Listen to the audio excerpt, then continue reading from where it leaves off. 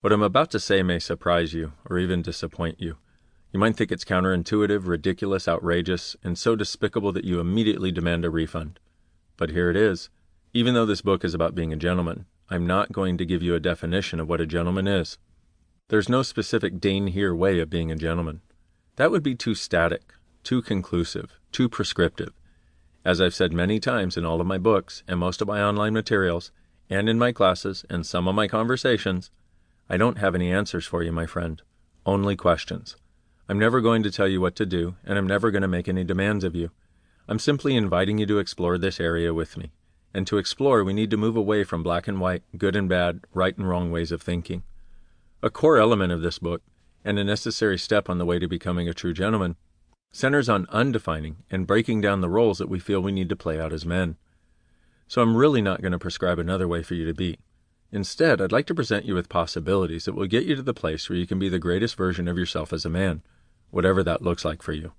In fact, if I had to sum up what being a gentleman means in one sentence, that sentence would come pretty close. Let me say that one more time. Being a true gentleman is about being the greatest you can be as a man, whatever that looks like for you. Why is this conversation required? There's so many reasons why I believe this conversation is essential right now. First, there's the fact that it sprung from the seed of a conversation with a dear friend, which grew into a video series on YouTube, which in turn spoke to so many guys and opened up so many questions and contributions from men all over the world. Men were listening, interacting, and responding. They were saying yes.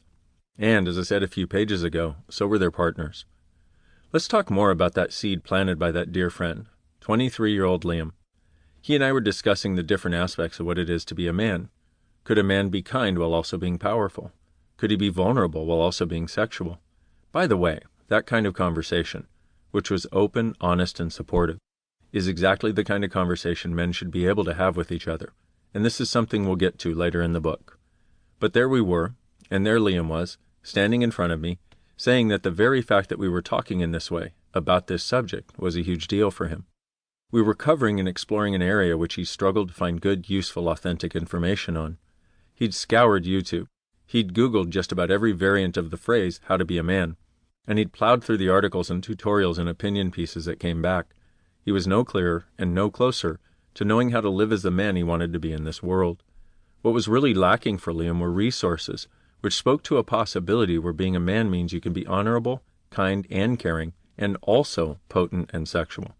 Everything that this young seeker had found was either or. You can either be an alpha male or you can be a doormat. You can dominate a woman or she can dominate you. No in-betweens, no gray areas, no room for a different possibility. And, crucially, almost all of these resources centered around getting women to like you, or to agree to sleeping with you. Like that's all there is. Like that's how you measure your worth. So there, in that moment, in that conversation, Liam realized it wasn't a case of either or. He could be kind and strong, vulnerable and sexual, nurturing and powerful. He could be all of those things and so much more. And I thought, well, if this curious and brilliant young man hasn't been able to find the guidance that he needs for this subject, then we need to create a platform to talk about it. So I ran a series of discussions and Q&As on YouTube, and I called it Return of the Gentleman. And as I said earlier, men responded, women responded, and the seed of this book was planted. If a tree falls in the forest. One of the other big indications for me that this discussion is important comes from the fact that if you happen to identify as female in this world, and you happen to want to know how to live in your power as a woman, and why wouldn't you? There are heaps of materials available to you. There's an abundance of amazing voices speaking to female seekers about being the greatness that they are. I love it, and I support it, and I'm so happy those voices are here and they're being heard. They absolutely should be. But where are the equally authentic and empowering voices standing alongside that message for guys? Well, we've already established that they're totally outnumbered by the voices shouting, "Getting laid is what being a real man is all about." And what's the result of this imbalance? What if, like Liam, and like me, and like millions of other humanoid men, the number of people you slept with has nothing to do with your self-worth? What if you are the valuable product? If you are a man, chances are that you don't feel that you're enough. For so many, men and women, men are less than. Wrong for wanting more, wrong for wanting something else, and just plain wrong. So we make ourselves a little smaller, because we don't want to be that guy.